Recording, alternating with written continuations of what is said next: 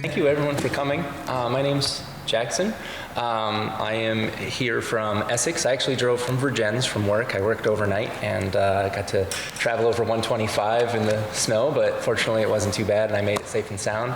So I believe I am going to be reading first. Today I'll be reading from my newest book. It's my second novel. It's called Black Days. It was published by a Vermont press, Green Writers Press, based out of Brattleboro. Dee Dee Cummings runs it, and she's wonderful.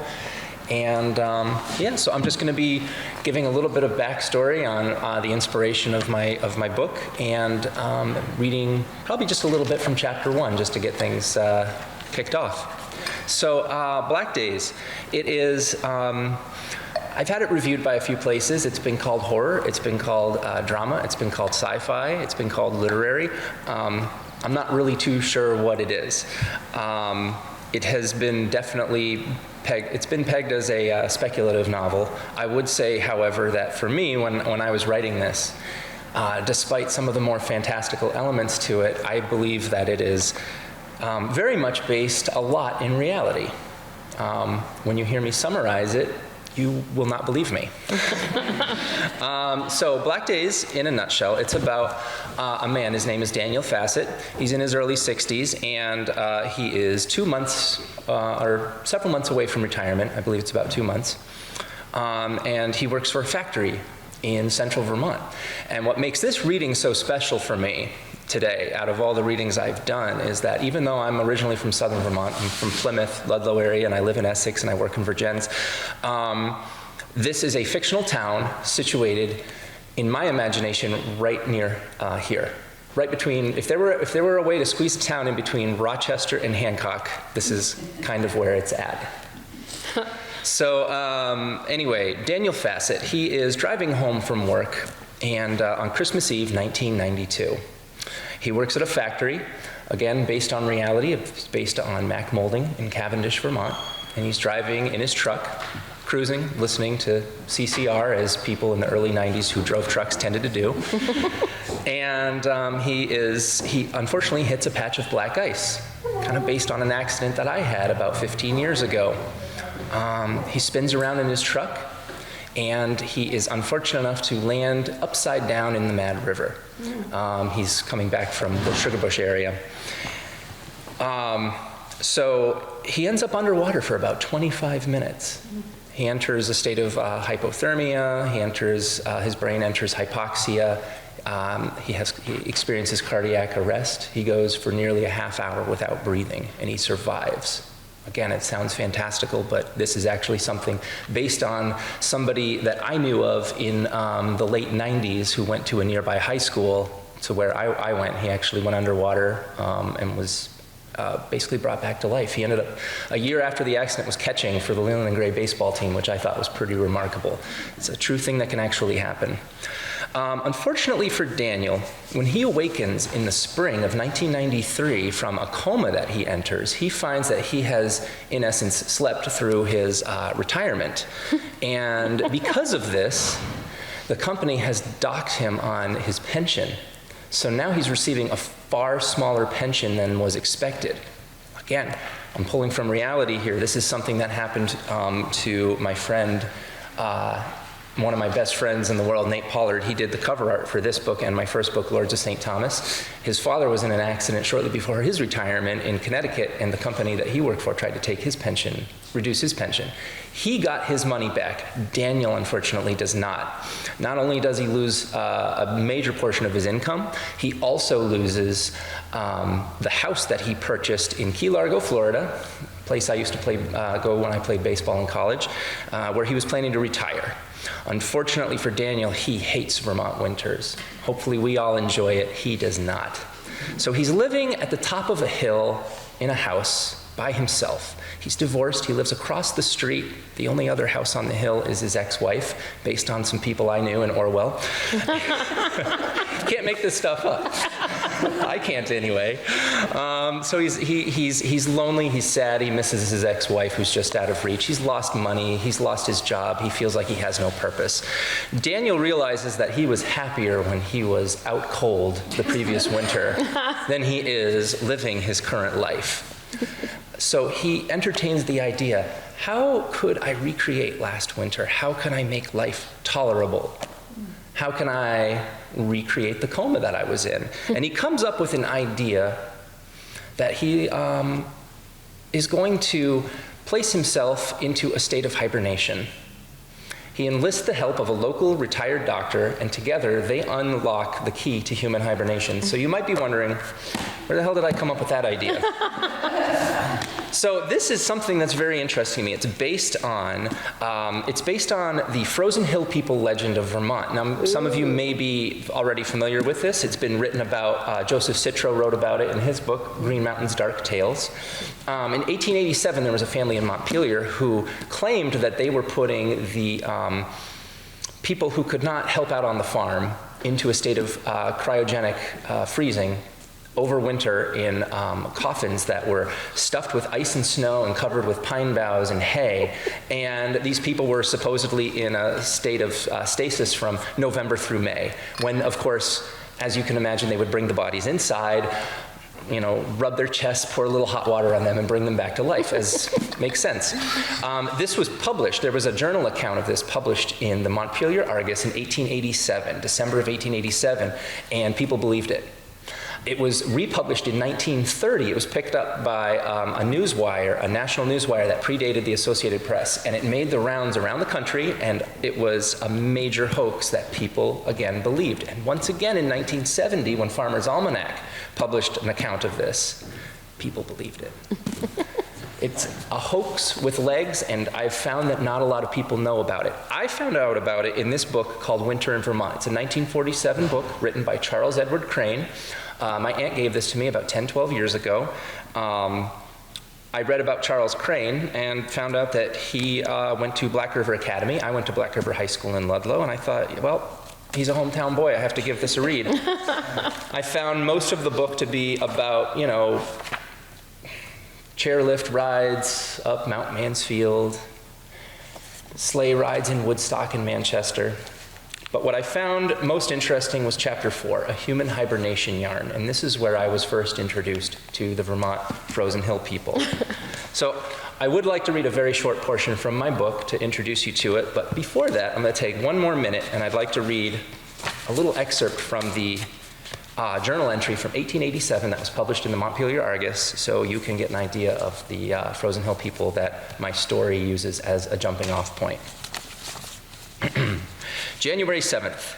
I went on the mountain today and witnessed what to me was a horrible sight.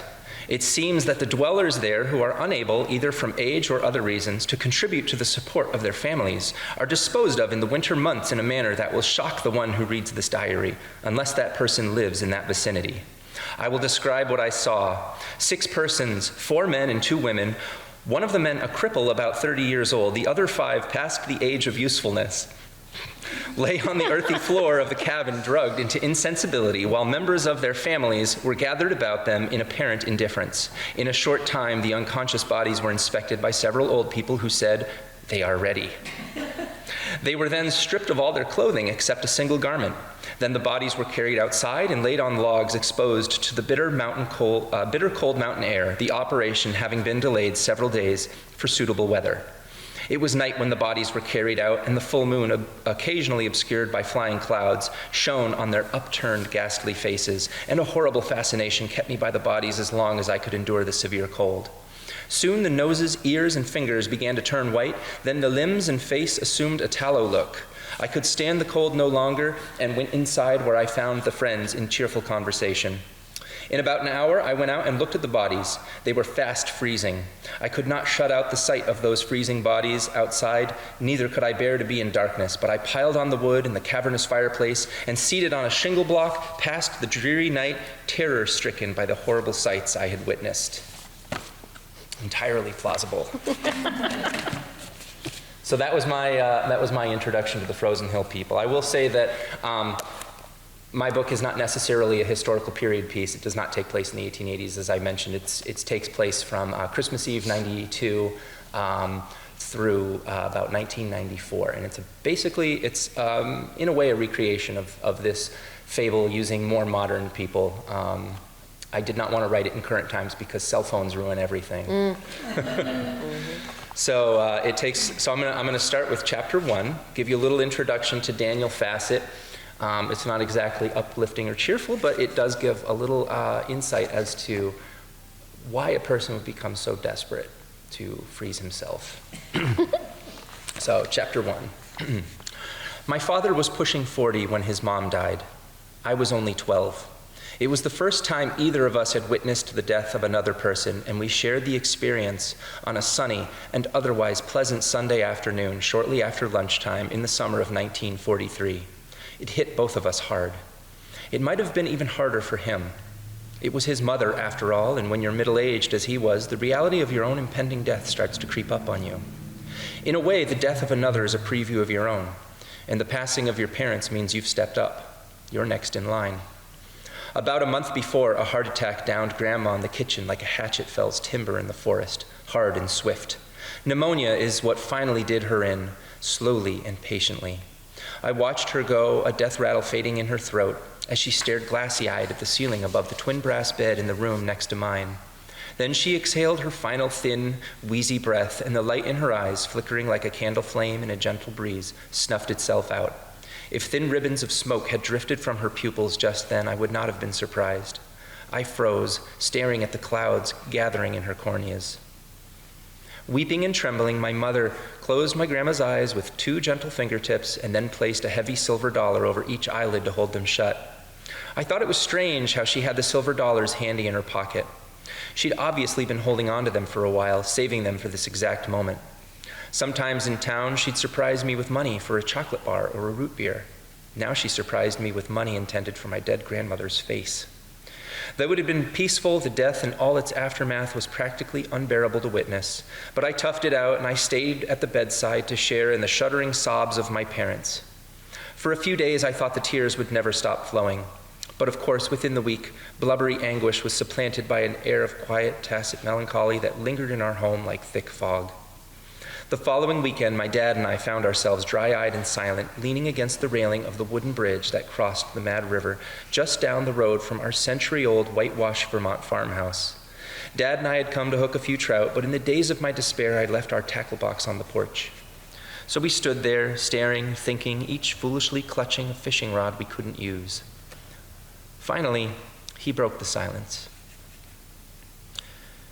"Death dies with death," he pronounced slowly and thoughtfully. He looked into the water in search of further words. "What I mean is, when you die, the idea of death dies with you. And so the fear of death only dies when you die, because only when you die does death cease to exist. Am I making any sense? I mean, do you understand what I'm trying to say?" He paused for only a second, giving me no time to form a response to the odd statement. "Well, do you?" "I think so," I replied, not really understanding his point, nor particularly caring. I was too sad to care. "No," he said, not falling for my pat response, "you don't. Listen, you can only be afraid of things if you know they exist, right? If you don't know something exists, you can't be afraid of it." "But everyone knows what it means to be dead," I argued half-heartedly, swatting at mosquitoes. "Nobody knows what it's like to be dead. Sure, we can come up with abstract ideas of what it's like to die and be dead, but we don't really understand it, so we're afraid of it. But dead people, they don't know anything. Dead people don't have ideas or fears. That's the wonderful thing about being dead. You no longer feel afraid." Grandma hadn't looked afraid, I thought, disappointed but not afraid. When we were alone, she told me as much. "I'm so sorry I won't be around to watch you grow up, Daniel." That was one of the last things she said to me. Near-death frailty hadn't softened any of the anger in her weak, breathy voice. "I'm not afraid of it," I replied to my father. "You're young yet, Dad countered. Someday the fear will get you. It'll sneak up and grab you from behind when you least expect it, and it will never let you go. People come and go in your life, but when you see your parents go, it really gets you. Suddenly you realize your own time is coming." He stopped his rambling and paused. Then he sighed. "I wasn't afraid of anything when I was young. Now I sure am." He sniffed. "I shouldn't be saying all this to you. Come on, let's go get the tackle box." I was young. At the time, I couldn't quite understand what he was trying to express, but his words stuck with me. The older I got, the more I reflected on them, and the more afraid I became of myself. I became myself. Fear of death is the only true primal fear any human being can have, and when it takes root, it crawls through your subconscious mind like a grapevine, and it clings to you for your entire life. You have no choice but to live with it until it dies along with you. It was a morbid, smart insight by my father. But he was wrong. My fear of death died on the dark night I nearly kicked the bucket myself, right there in the very same Mad River. It was Christmas Eve, 1992. I'd worked a late shift at the plant. With the mortgage on the new cottage in Key Largo on my mind, I was eager to earn the double overtime pay. In 3 months, I'd be retired, so I'd better take the extra cash while I could still get it. Had I gone home at my usual 5:30 quitting time, the light mist that had fallen during the day would not have yet completely frozen. But by 11:30, the mercury had plunged far below freezing, and an invisible glaze of black ice formed atop the asphalt of Route 100. What I know of the accident is probably based less on my actual memory of it than on newspaper articles, medical reports, and what people told me in the aftermath. But who's to say? My brains haven't been right since that night years ago. I was about halfway home, coasting along a level straightaway beside the river. CCR was playing in the tape deck, and I was sipping lukewarm decaf from a coffee-stained plastic travel mug. Before I realized what was happening, the rear tires of my 1985 Ford Ranger suddenly began to fishtail. I hadn't been turning, braking, or accelerating. The rubber simply lost the road. Rather than panicking, I simply thought, how odd. A moment ago, I'd been in control of the vehicle, humming along to Proud Mary for the millionth time and hoping that my son, home for the holidays, had left a plate of dinner for me in the microwave before heading to his mom's house. But now my truck pirouetted as smoothly as a figure skater, and I hurtled backward toward the guardrail as my high beams illuminated the skeletal arms of the bare birches I'd just passed by. That is perhaps my most vivid visual memory, those glowing, bone-white branches. Boom! My face smashed into the steering wheel, crushing my forehead and nose, and then my skull ricocheted back into the headrest. The scrape and whine of metal on metal rang out from under my feet as the truck skidded up and over the slick aluminum guardrail. The rail skinned the undercarriage of the vehicle like a filleting knife, paring the scales off a freshwater catch. And then the truck was flipped back, tossed into the shallow, slow-flowing Mad River. In a wreck, in a really bad car wreck, you lose all sense of what is up and what is down. I mean, it's hard to understand in which direction gravity wants to pull you when you're rolling ass over tea kettle, coffee cups and cassette tapes and crumpled napkins and dirt clods bouncing around like lotto balls. After hurtling over the bank for what seemed an eternity, the truck dropped into the brook with an enormous splash.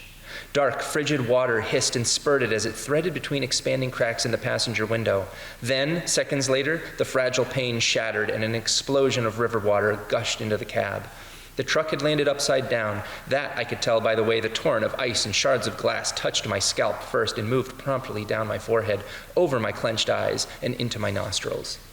I swallowed a mouthful of air, then I slowly exhaled. Bubbles tickled my chin and crawled spider-like down my neck. It hit me that my head and shoulders were now submerged in the freezing current, and I'd just taken my last dry breath. Every nerve ending in the skin that encased my skull and throat sizzled and prickled in the ice bath.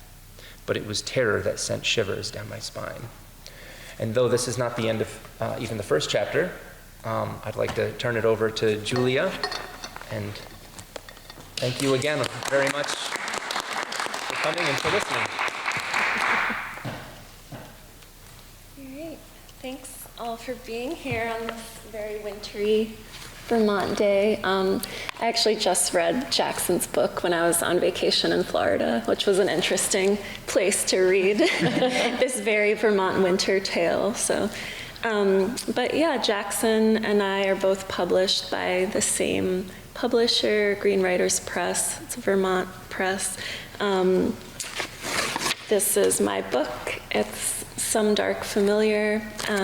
It was published in April, and basically, I don't typically talk as much before I read. I like poems to do what they do, which is just kind of wash over people, and everyone gets to have their own experience of them. But I will say that since this is an author talk, just a little bit about my process of writing this book, and happy to answer questions if we're doing that at the end. But this book started off as my MFA manuscript. I got my MFA in poetry at Vermont College, and yeah, it took me 6 years to write. It basically started off, well, what I thought it started off as was a book about postpartum depression. And as our books do, I think often it surprised me and kind of took on a life of its own, and it definitely grew with me as my son grew older and kind of like became more of a book about reclaiming my identity as a person, not just a mother, coming out of early motherhood. And I'm going to start with two new poems that aren't in the book, which it's interesting. I did a reading recently, and someone was like, wow, your poems are very political. And I definitely never think of myself as a political poet, but I do think writing poems is starting to feel more and more political.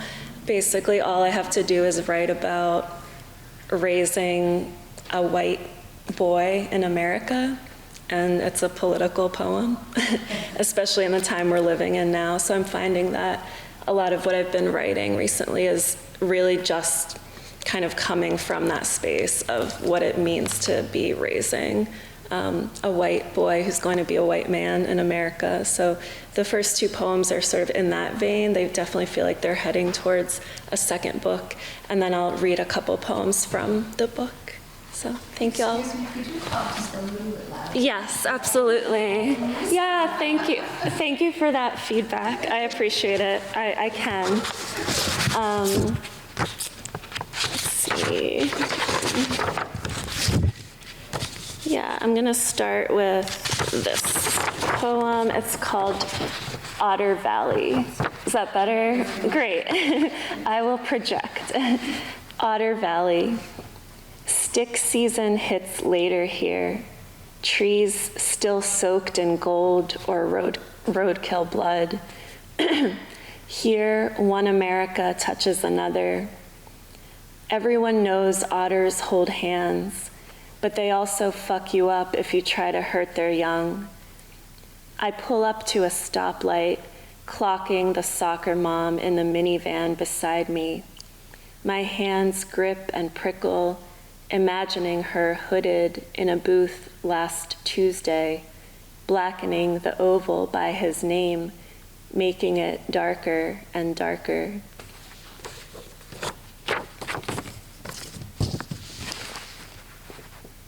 Braden. What's my biggest fear? A 7-year-old white boy. Braden's grandpa has a yacht. Braden's sunglasses cost $300. Braden's been playing hockey since he was 2. Braden stays up as late as he wants playing video games. Braden has a girlfriend in kindergarten. He's already kissed her, but she didn't kiss him back. Braden's dad has a gun. Braden's dad has a gun. Braden's dad is a gun. Braden's being raised by a gun and no mother, by Mountain Dew and Call of Duty, the freshest Nike kicks and a January 6th haircut. He's already picked out the weird kid, the one he sees as least like him, my son's autistic bestie, Mikey, who's loved my son since they were 3, masked at daycare, the world outside irreversibly splintering while they were learning to share. He doesn't care what's returned to the earth. Favorite song? Favorite dream? My son wants a 6-pack like Braden, has started stepping on scales, counting calories, sucking in his stomach in mirrors like a preteen girl in the 90s. The cover of what magazine? Now girls can do anything boys can, but boys can only do what boys do. A boy who won't sing or soften or pause to scoop the caterpillar carrying the 1,000 dark eyelashes of its body up the playground slide, the lashes of my brothers who have blackened the eyes of other men. My white sun, bolt of lightning shaved into his fade, sobs over a killed monarch, butterfly dust crushed into his fingers. Now I'll read a couple from the book.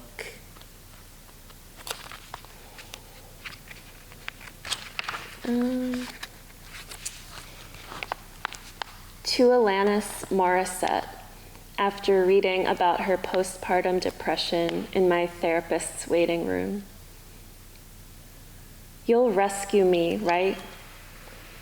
I've replaced water with iced coffee. I only sweat when I sleep. Nothing happens in my dreams. I am dead weight in that specific sea, that shifty gray gnawing. Your hair is platinum now, Alanis, but I see your roots. I know how we become unrecognizable. I wore a black maxi dress with grotesque flowers all summer so I wouldn't come looking for myself. They put you on a beach in that blue and white muumuu, strategically positioned your kids in front of your belly, juxtaposed it with a picture of you 10 years ago, maybe 20, in a white tank top, wild hair waving on stage. They want your confession, but not your flesh. They would rather have you in a muumuu, only your forearms exposed, wrists taut from lifting the baby. They can't see the carpal tunnel from nursing, the nerve damage from gripping the toilet seat in the ugliest waves of labor. You'll complete me, right? I know the velvet curtain of sleep that drops and the darker curtain behind it. Alanis, I know the panic of sensing the baby stirring out of his nap. What it is to click him back into his car seat for the third time in a single afternoon, to ride around the block again so he will just keep sleeping. I know the mornings of pretending I can't hear him crying so I can keep scrolling through my phone. Our thoughts swell with the commonest of terrors, the tub, the candles, the stairs, inevitable and relentless as the night we collapse into. I know that in carrying our babies, we carry the proximity to death. A mother is forever an alert and guarded animal, prowling a forest floor, one footstep away from a tripwire into annihilation. They want even you to be presentable, you who showed us how to thrash, to throw our voices like litter out car windows, yelling, "The cross-eyed bear that you gave to me," when the lyric you wrote was, "The cross I bear."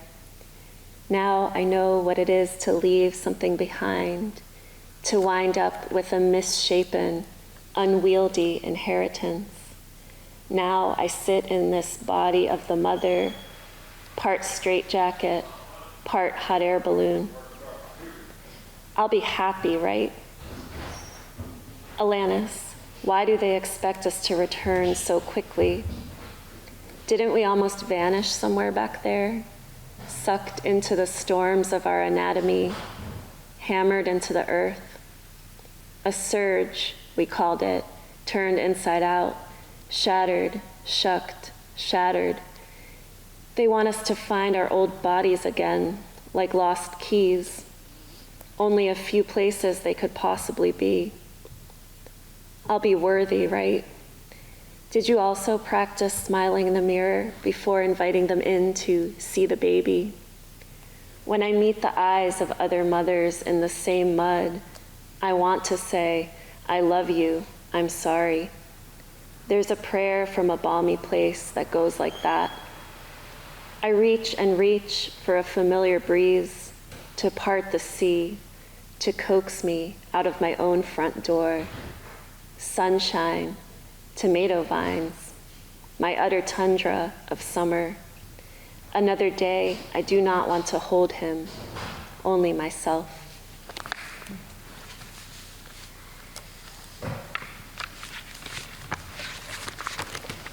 Is the volume okay? You're getting softer. I'm getting soft. Okay, all right, here we go. I'm gonna try to really project. I can do it just fine. Okay, great. You're sitting right next to me. You want to sit over here? That's awesome. Yeah. I will read louder. The excavator. I am climbing a hill holding hands with a man who isn't my son's father. Tonight, the moon is a wrecking ball. Cresting, I see the big machine bathed in silver light. Stars float like dust motes, swirling in a black window of sky. A strange construction site.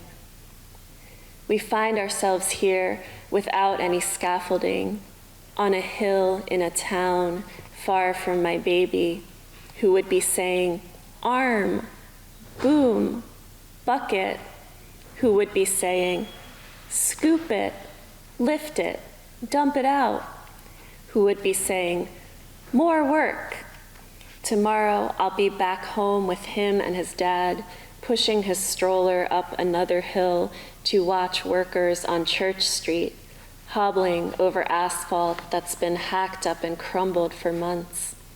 Neon safety vests, different sweat, and different cigarettes. Here in this freshly shifted earth, there's a new hole.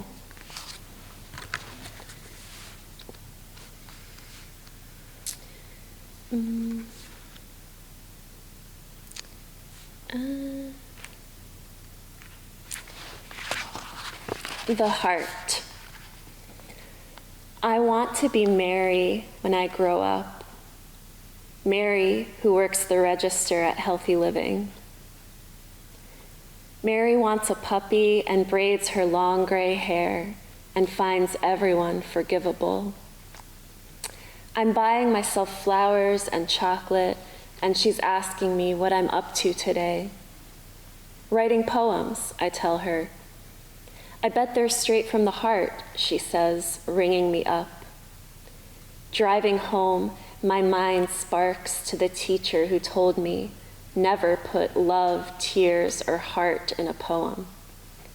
Sparks then to the cow's heart, the literal heart of a cow, that my ex brought to a Peck's Valentine's party in Philly 2 decades ago. My heart was ancient then, watching clusters of burners on Molly and acid peek at this disembodied piece of beef, this bloody mass in a plastic bin.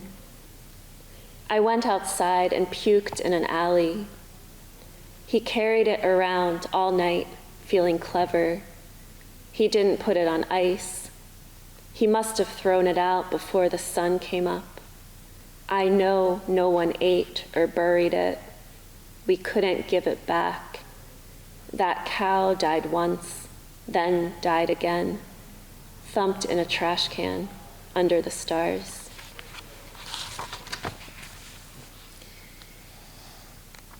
I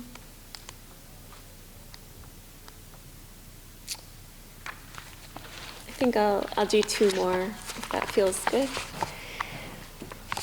Uvalde. I'm American in my comfortable sadness, ruminating over backyard deer. My American sadness. I wear it like my ayahuasca necklace. It used to mean something. Now it hangs around my throat, hand-beaded in a wet, dark forest where I was once a human. Today, I'm tired of gratitude, even tired of trees, with trees surrounding me, the audacity. I see them in relief, in the darkness where they part. Just swallow me. When you look up, the leaves are so sparkly, my son says, looking up. Beyond the wildest drug trip, the things our kids might say, what they might do, and what could happen to them. Trees in Texas, Texas ash, 19 mothers' children. All right, I'll do this last one. Rodin Crater, after James Turrell at the Massachusetts Museum of Contemporary Art. Rodin Crater is a gateway to observe light, time, and space. When I saw the models, ceramic, metallic, phallic, I was doing that thing where I walk through a museum pretending to feel something, which is a feeling close to the feeling of acquiring an extinct volcano, which this man did so he could make something visible from space. I wander through the exhibit, nodding dumbly, then check out the strobe light installation that feels the same whether I close my eyes or open them, which is curious when talking about light. I can't tell what's behind my eyelids or in front of them, but the guy with the orange beanie perched on his head keeps making loud sounds so he can hear his voice echo through this sterile box of light. He's starting to annoy me, and we're all wearing disposable blue shoe covers over our boots. I go back to the cabin and Google Rodin Crater after smoking a little weed and heading out for a snowshoe on Owl Path to the edge of a cliff, finding the mushrooms like so many moth wings up and down the birch. They mingle with the bark. They baffle the wind. The snow is like superfine sugar, dissolving quicker in the type of sunlight that makes you want to be the highest leaf on the tree. Some black-capped chickadees are having a whole conversation. I swear the bird's eye view of Rodin Crater looks just like one of those mothwing mushrooms. Google says it might be finished by 2024 with a $10 million investment from Kanye West. I text a friend, a mushroom lover. What are those little guys called? The ones that look like marbled wingy things? Now I know they're called turkey tails, and I don't want to live in a world without them. Thank you.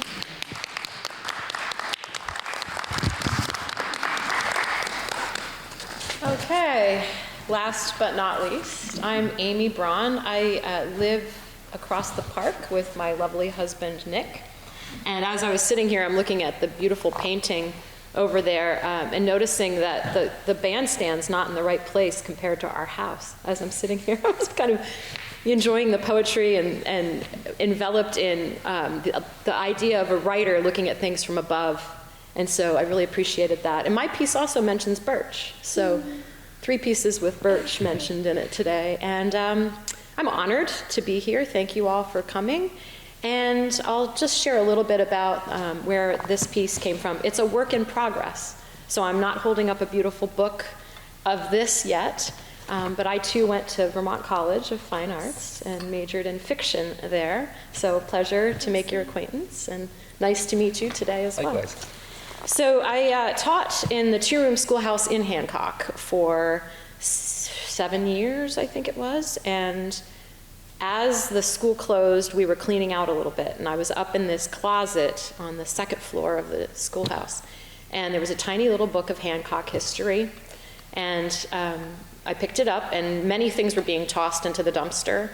Books, for me, I can't throw away, and so I looked at this book, and it's written by a local woman, Jakey Twitchell. It's written by her mother.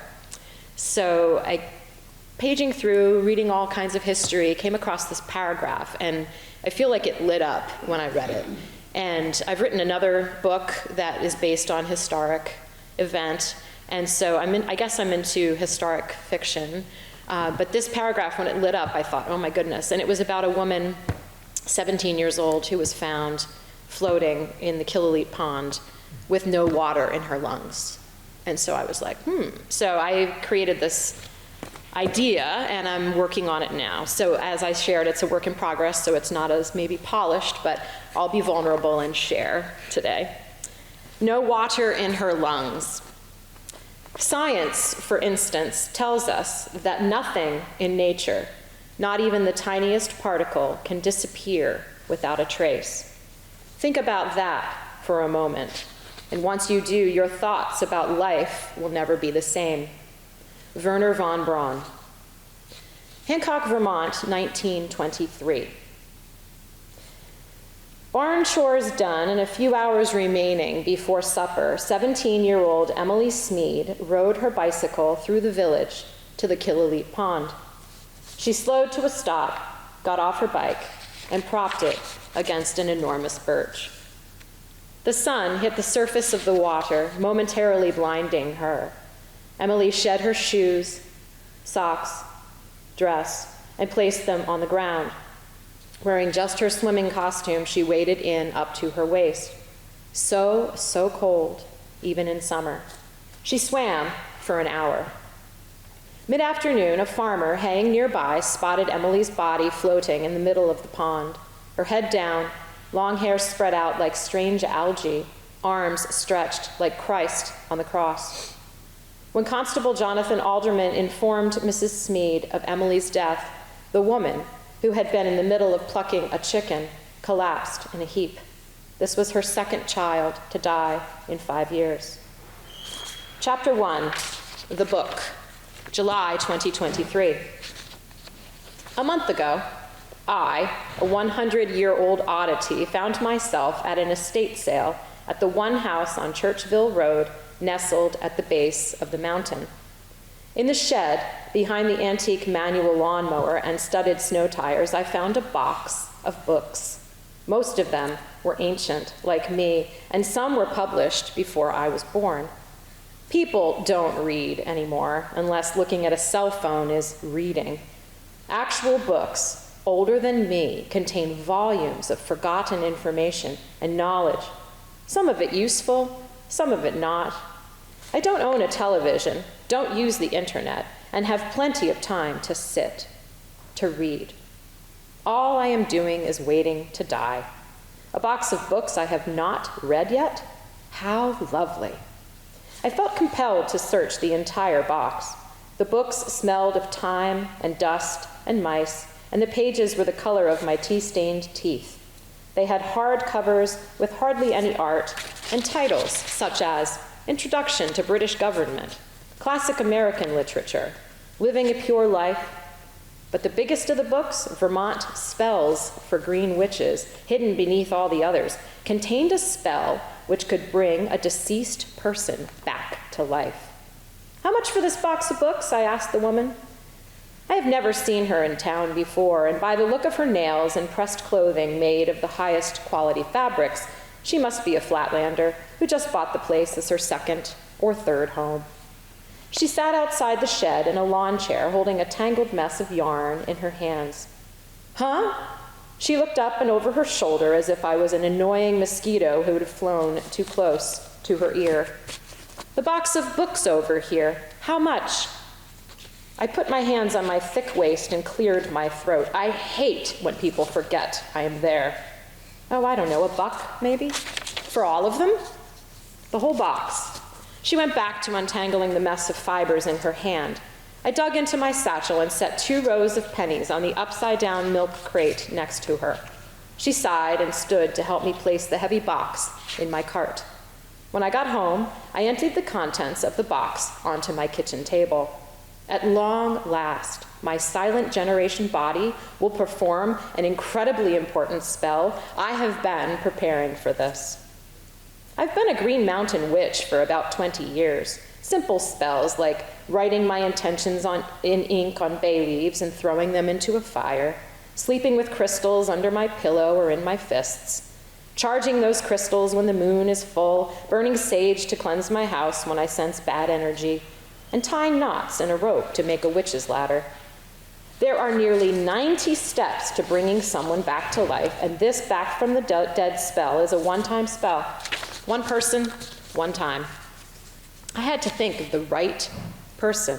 Only someone who was not meant to die can be brought back using this particular spell.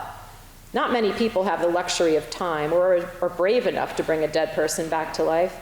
It may turn out to be a terrible decision.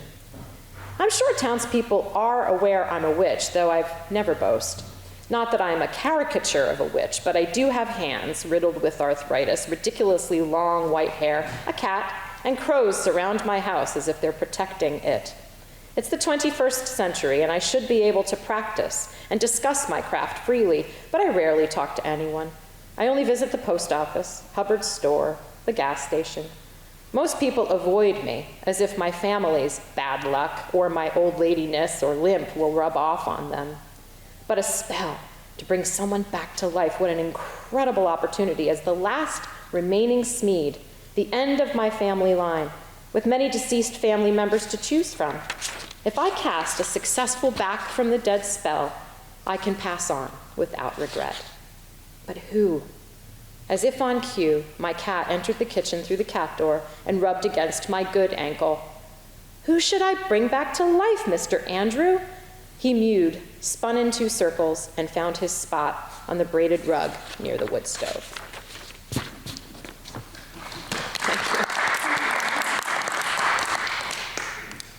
Is it completed yet, or are you in the editing phase? I'm or in still the writing? deep trenches of writing? figuring it out, really. But I mean, yeah, like I said, I'm being vulnerable because, yeah. But the other part of the story, which I'll share a little because you shared some of your pieces too, is a woman who, unbeknownst to her, she is in Arizona and she has a witch's shop and she doesn't believe in witchcraft. And so her story is going to intersect with this woman's story. And ultimately that character from Arizona will end up in Vermont. So, and my husband and I moved here from Arizona, so, you know, this is how it goes, right? You find pieces in life and bring them in and use them. So yeah, so again, being very vulnerable, just putting it out there because it's just about done, but not quite. So it's an arduous thing to write a book, as we know. The writing almost seems like the easy part once in a while, once you get to the editing and like the adding and the subtraction and stuff. What needs to be there. Actually, none of it's easy. No. But the editing can be miserable. Can be. If it was easy, everybody would do it. So let's open it up to conversation, if anybody has questions.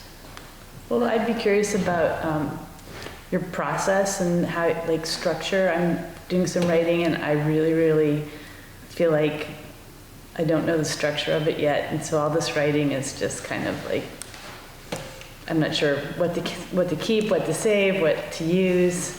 And I'm wondering how you guys maybe pick and choose or start and finish. Karen, you're working on fiction. Yeah. As for fiction, I mean, I just say, just throw it all out there. Just get it all out. Worry about cutting and adding later. Yeah. I mean, whenever I write, like, I'm not the kind of person who writes every day at all. I just write when the inspiration strikes. And when the inspiration strikes, everything you write is genius. It's only when you go back to it later that you realize, you know, oh God, I suck. You know, I mean, that's kind of, you know, probably neither thing is true. You know, I mean, you go through and you be critical later. That's how I look at it. I'm critical later, and I try to be as unemotional about it as possible. I mean, I'm an emotional wreck when I read it the first time because I really do think I'm like, you know, I get imposter syndrome and I get like, you know, just every bad feeling you can get. But then after a while I sit down, I relax, and I'm like, I try to look at it, you know, objectively. I try to look at, or subjectively is probably a better way to put it. I look at it just as if like I didn't write it. I look at it, you know, because my profession for a lot of years was I worked as an editor for a long time. And so my job was to go through and just chop things up and be cold and calculating about it. So When you write, and you had flashbacks, are there more flashbacks throughout the story? yeah, there's a few. So I guess I'm wondering, like, how do you know when to have a flashback? I had an interesting as far as structure, you know? I had an interesting thing in my first book, Lords of St. Thomas. I started the book, interestingly, both of my novels, they're both pretty short, but they're both broken up into part 1 and part 2. In my first book, I started it off with the first 2 chapters were both flashback scenes. And then the story kind of took on a more linear quality. And right before, after I was almost ready to go to publication, my brother read it. He writes too. And he just read it and he goes, why is chapter 2 another flashback? He goes, just put that at the beginning of of part 1. It was actually, no, I take it back. It was a flash forward. It was very confusing. So he was like, he just goes, take chapter 2 and put it at the beginning of part 1. And so I was like, it's not going to work. And I went home and I was like, okay, cut, paste. Oh, it works. So other eyes really are like, when it comes to that, I think like, there's only so much you can do as the writer and the creator. I think after a while you need to bring other people in. And there's a lot of, really capable people out there who are willing to help, I think you'll find. So. The many, many hours I spent at VCFA and listening to lectures, the flashback slows the narrative. So wherever it is that you put that, oh, this happened, it takes the reader like, oh gosh, okay, now we've got to, it doesn't move it ahead, right? So it just sort of slows it. So you have to be very tricky. It's very tricky, and you have to be very selective about where to put it in, would be my thought about flashback. Did both of you guys know what the endings were going to be when you started, or did you work in there? For Black Days, I had multiple endings worked out in my mind. I had multiple storylines. I think once I finally sat down to really start typing it out, I pretty much had it structured the way I wanted it to go. My first book, I was probably about halfway through when I realized what the ending was. I had 2 endings in mind for it, and neither of them I really was crazy about. And then one night I was just sitting there like ruminating. I was eating dinner, I was sitting at the dinner table, and all of a sudden I was like, oh my God, I know how this is gonna end. And it's how I ended up ending it. Yeah. So I mean, I had this idea of the story and the general ideas, but sometimes, you just sort of change course as you're floating along. So they call it pantsing and plotting, right? So the plotters are outliners who figure out exactly how things end, and the pantsers are just sort of like, I'll just, by the seat of my pants, I'll figure out how it will end. The first book that I wrote, I brought to VCFA, used to get into Vermont College, and the entire book was done when I got there, but it wasn't done when I got there at all, because suddenly a character that was in one scene ended up being the main character, right? So I had to rewrite the whole entire thing, and I'm still tinkering with it even all these years later. It's crazy how, as a pantser, it takes the time. I like that term. I've never heard that. No, you haven't? No. Pantsers My brother who writes, he's a plotter. Like he'll come to me with a story idea, and he'll be like, okay, so it's going to be this many chapters, this many words, this, and this are going to happen. And I'm just like, how do you do that, man? Like, I just write, and then I'm like, I write until I stop. I don't know how many words it's going to be. I don't have anything really, I have the plot idea in mind, but I just let the story kind of take. I am truly a pantser. It's more fun because you discover it as you go, as opposed to knowing the answer. There's a lot of discovery, I think, along the way, no matter how you do it. You're going to run into it, but I think, I definitely just sort of fly with, roll with it, see what I get. Yes? I have 2 questions. One is about title. How do you each find a title for your book? And does it just follow you around until suddenly there's a title? Does a title come midstream or what? And my next question is, who do you trust as a writer in your world? What sources do you find you can trust as inspiration or guidance or stuff like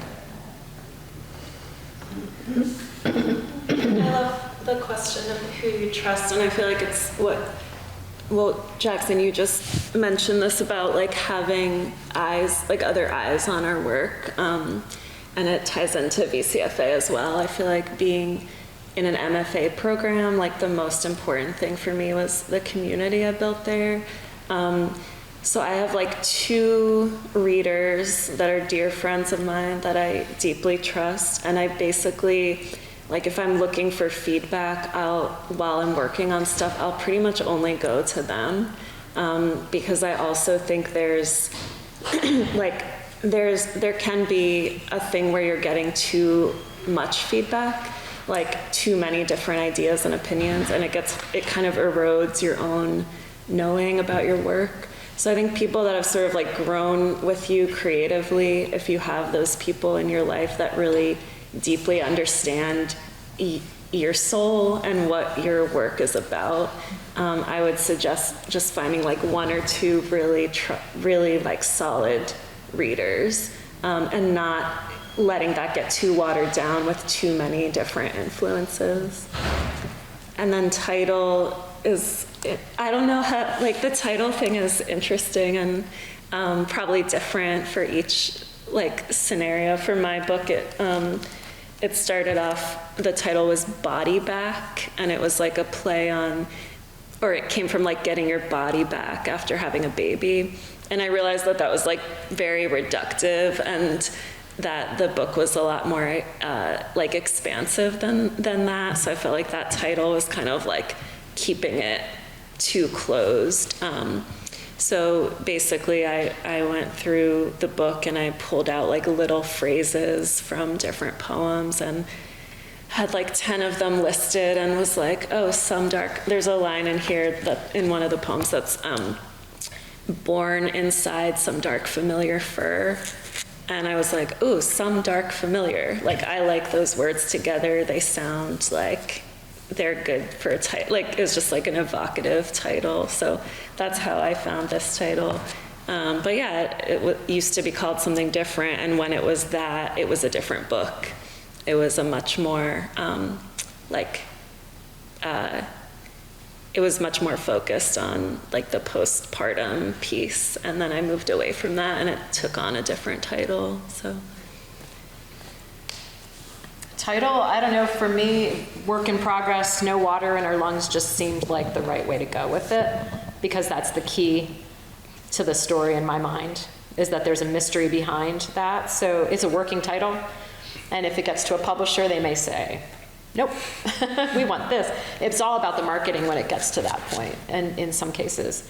The other book that I wrote for my thesis when I was at Vermont College, for years I called it Rooms and Pillars, because that's a mining technique, and it was based on a mining disaster. And I had that title forever. And then suddenly, out of a strange, it's now called Thread Unraveling, because I looked up the name Penelope, and I had been working with the name for a couple of years. And I thought, well, what does Penelope mean anyway? And I looked it up, and it was Thread Unraveling is what the name means, and that's the main character. And in the book, I had her sewing. So I was like, well, that's the title. So it sort of just organically became the title. But again, if it gets to a publisher, they might say, no, we want, it to be called coal. I mean, they might come up with whatever. So I think it depends on what type of work it is for me. Specifically speaking to my book, when I write, I usually come up with a title. It's usually one of the later things I come up with. So I often just I'll type in like Microsoft Word and I'll have a working title for it, just so I can have it saved as something. Black Days was called Frozen, but that was taken.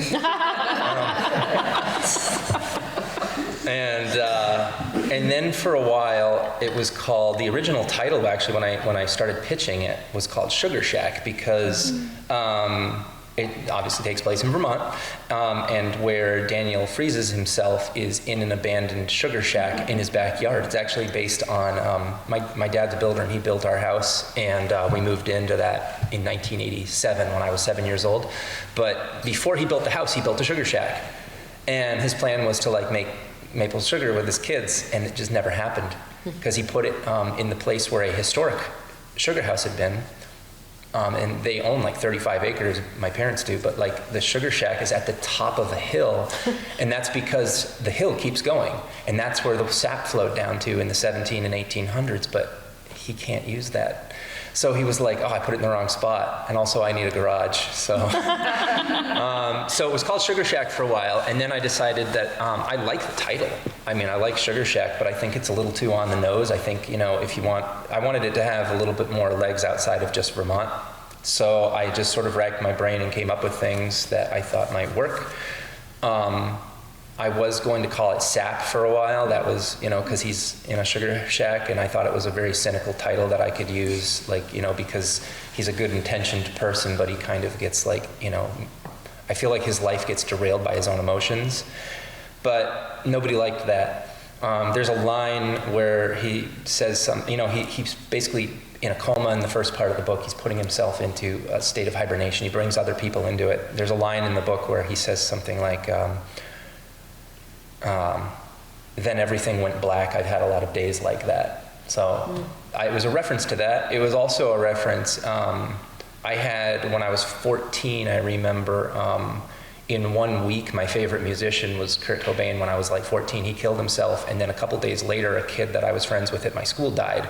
So I remember when we went to the Rutland Mall, my parents, were trying to cheer me up, and they bought me some CDs that I wanted to help me feel better. One of them was this band, it was a super group. It was Soundgarden and Temple of the Dog, or Soundgarden and Pearl Jam called Temple of the Dog, and that was something I listened to a lot to get me through that period.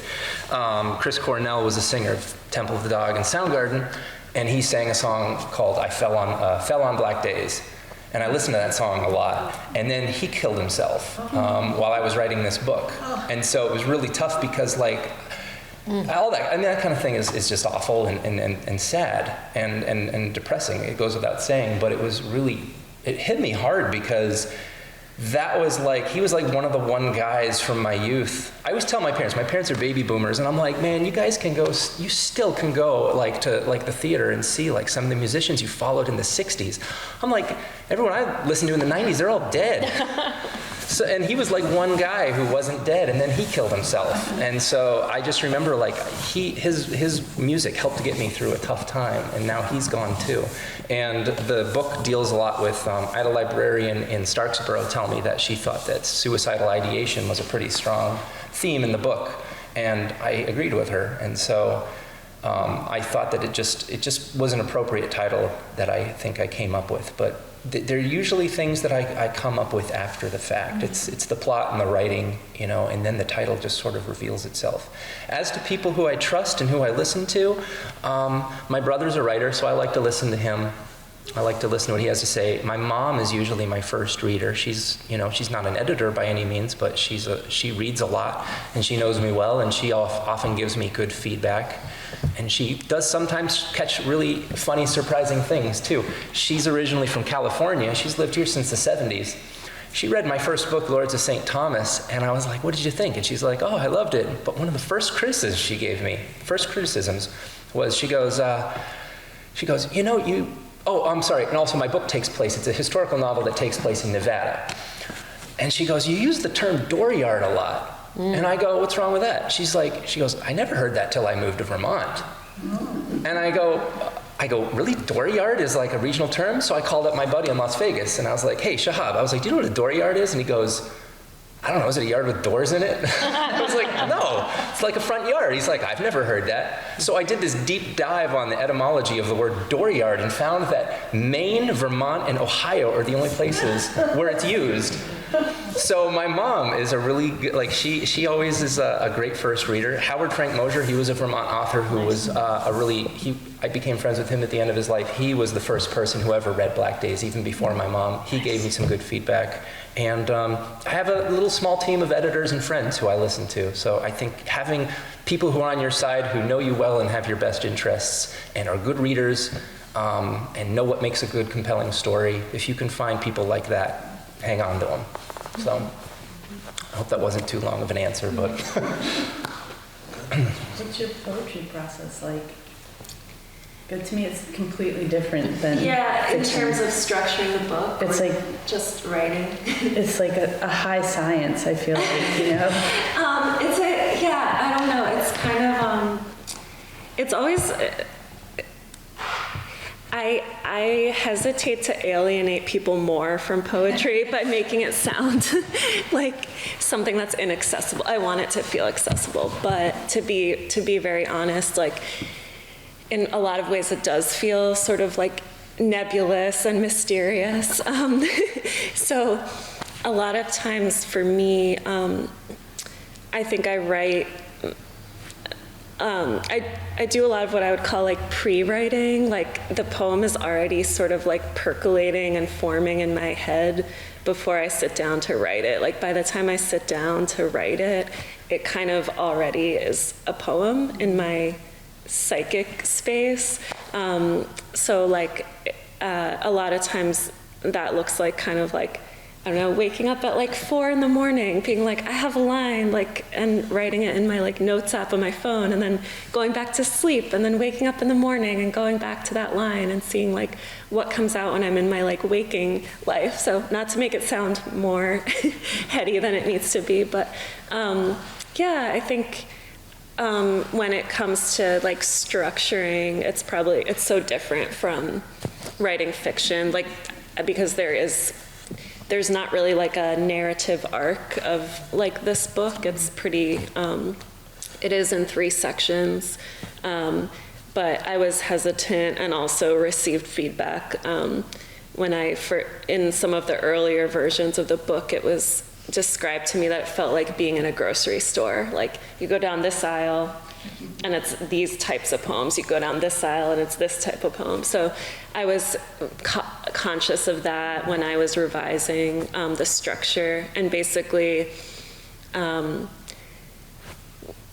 print out all the poems and I lay them down on the floor and I intuitively rearrange them. So it's gone through many different versions. Previously, it was sort of more like this happened first, these poems happened next, and these poems happen. And it's a little more like intermingled now with some of the more like surreal or abstract poems mixed in with some of the more narrative or confessional or expository ones to kind of create like just a feeling of how life actually is, right? It's linear, but it's also not. So like a little bit more of a spirally effect than like this line. And that was intentional because I didn't want it to read like that cut and dry, like narratively, so. Yeah. To me, that kind of echoes, if you're writing about motherhood or parenthood, you know, that's kind of what parenting is. You're with your child's mind, and then with your own mind and your own memories, and it's all this telescoping kind of collage-y type moments, you know, that are kind of universal. And I was really enjoying your one with the trucks. Yeah, because I did that with my kids. We just go to the quarry and watch them go up, and you know, and take French fries and just sit. And all the guys in the quarry would like do to the kids, and you know, it's just what you do. Yeah, that's it, and dig it, like you're saying. Yeah. push it. Yeah, it's universal there. It's lovely.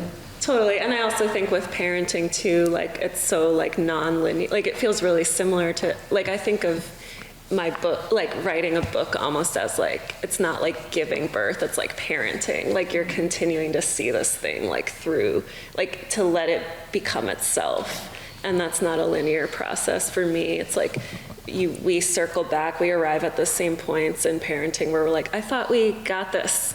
We don't got this. Like we have to come back to it again and again. And I think it feels similar with making a book, sort of like shepherding it through its life.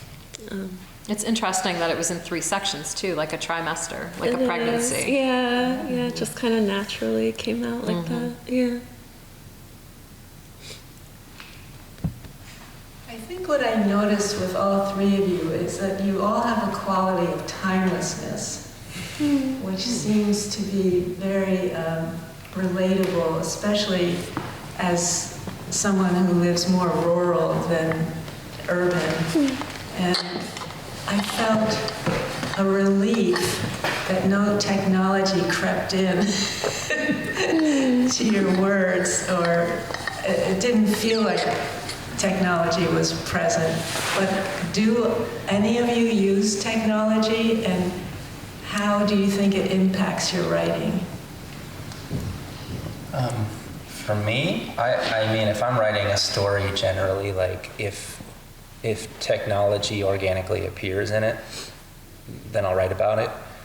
But I don't think that's happened yet. I'm trying to think. I can't really think of a time when that has occurred. For like my first book, it was historical fiction, and technology did not creep into that. There is like a part that takes place in 2002, but there's no cell phones or computers in that brief section. This book, I did purposefully set it in the 90s. I was 10 in 1990 and I was 19 in 1999. So like the 90s for me was like very much like that was my decade. That was when I went from childhood. I turned 10 in May of 1990 and I was 20 as soon as the decade ended. So I went from childhood through my teen years. It was a very formative decade for me. So I do like to set my work specifically in that decade for that reason, but it was consciously to avoid cell phones. It starts off with a car accident. In a car accident today, I guess I could put more thought into it and be like, well, they're in rural Vermont. You don't get a damn signal anywhere around here. But I was like, you know what? I'll just put it in the 90s before cell phones occurred. And the things I've written since, I wrote a novella. I have 2 unpublished novellas that are both in desperate need of editing. And one of those takes place in the 90s. It actually takes place in the same town as this, but it's completely unrelated. But that takes place in like 1996. And that also, I think, was sort of kind of in a way just to avoid technology. It's a short book about a young woman who gets trapped on a chairlift at an abandoned ski area. Cell phones might have mitigated the trouble she gets herself into. And then the other one is just like about, it's more of like it's more truthful. It's about my life growing up with my cousin. And so it's based more in reality. And so a lot of that stuff is based in the 90s too, because that's when we were kids, spending time together. I have nothing opposed. I'm not opposed to like writing about technology. I do like my writing to be evergreen, but I don't think that when you like watch a movie from the 70s and they're using rotary phones, it necessarily takes away from the timelessness of the narrative. So I'm not really opposed to it. I haven't really dived into it yet. No computers or phones in my books just yet. So. Right now I avoid dialogue because I hate doing the quotation marks. It's just so lazy. It's going to become unavoidable at some point, right? Another thing I think that is important to consider with our current works is COVID and whether or not to mention it or dive into it at all. I feel like everybody's got amnesia, and I think we should somehow start to focus. And a friend of mine that she's from VCFA as well, she's teaching an online course today about dealing with COVID in writing. So that's another one that I think, is it before COVID? Is it after COVID? How are we? Who are we? That's another sort of big elephant in the room. That's a really interesting. COVID hit in the middle of me getting my MFA, and so like my first residency was in person, and then it went virtual. And I think this book is very informed by COVID. Like my son was 2 when COVID hit, 3. So a lot of like my early experience of parenting, mothering, and like postpartum depression was in COVID. So I appreciate that. Like I certainly don't have amnesia about it. Like it feels really kind of integral to like that early phase of parenting for me. And I think adds like an extra layer of sort of like the loneliness and the isolation that's in this book for sure. So COVID feels really like present for me in this book, even though it's not like a COVID book, but it would be hard for me to think of this book as not influenced by that. So that's interesting that she's teaching about that. I feel like that's really, like we need, like it's in there. It's like definitely in the work, so. The poem mentioned daycare with masks, the one poem that exactly. And I don't even think about that stuff, but it's like so real. It's such a big part of like my writing of this book, so. Yeah, I mentioned it because the question about who you put in front, who looks at your work. And I have 2 people I exchange with, one on the 1st of the month and then one on the 15th. And the guy that I exchange with on the 15th, anytime COVID's in there, he gets annoyed.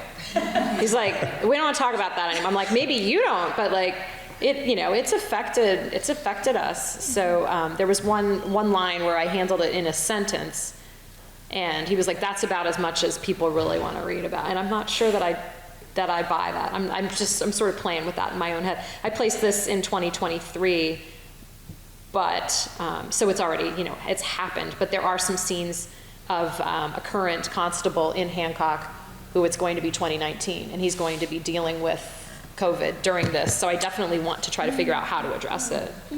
So, and technology, though it shouldn't really be prevalent, it does happen. People have cell phones now, so yeah. Yeah, it seems almost like if you're avoiding things, it kind of seems like an elephant in the room. I mean, if I was writing something that like took place during COVID, I'd sure as hell mention COVID. Yeah. I'm not gonna like pretend COVID didn't happen. So. And same with technology. Like, I feel like I actually write a lot about technology because I write a lot about, like, my son being exposed to, like, video games when he's with his dad, like, violent video games that so it's really, like, up for me. So I definitely think I definitely, my intention would be to create work that's timeless, that also is very much like of this present time. And so striking that balance is probably the dream, Is Braden your son? No, Braden is the kid, is like the kid that it's not his real name. Okay. But he's a kid in my son's class that my son idolizes that has a lot of problematic. That's an interesting question, because I was wondering the same thing too. I mean, interesting. I know Julia a little better, so I did not peg that. Like, after a while, I was like, that's not her kid. But there's also, it reminded me, my very first read of it reminded me, there's a short story by Shirley Jackson where I'm blanking on the kid's name, but her kid is coming home from school every. Yeah, you know what I'm talking about? It's in one of her mom books. What is that? I know exactly what you're talking about. And the kid is like really toxic, and then the twist is like it's her kid. It's her own kid. Yeah, that's not this instance, but No, I know that story. I didn't think that about your kid, but like it did make me think of that. On my very first read, I was like, I thought of that Shirley Jackson story immediately. And that talk about timeless, like I read that and I was like, this is so relatable. Like, this is how I feel when Theo comes home and talks about this kid, and it's like, it's the same. It's just different boy behavior, but it's the same thing. Yeah. I found that to be quite relatable. Poetry is something that's always eluded me, and because you're like you said, it feels like it has to be like in a certain format, done a certain way, and I've never heard poetry like yours before, and it definitely, it's opened me up to it a little bit. It's not something that I avoid, but it's not something that I usually understand, so so for somebody like me, I could really, get behind it. So. That's awesome. Yeah, people feel so intimidated by it, and I definitely try to like subvert that. I'm like, poetry is not scary, and I love to write in a way that like brings people in instead of like pushing them out. So thank you for saying that. Yeah.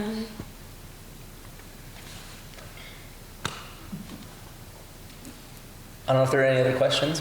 If not, though, thank you guys for coming very much. Thank you. I really appreciate it. And thank you to both of you for Thanks showing for up too and allowing us to be here. braving the snow or crossing the street, if you will. Yes. That takes courage Also sometimes. brave. Right.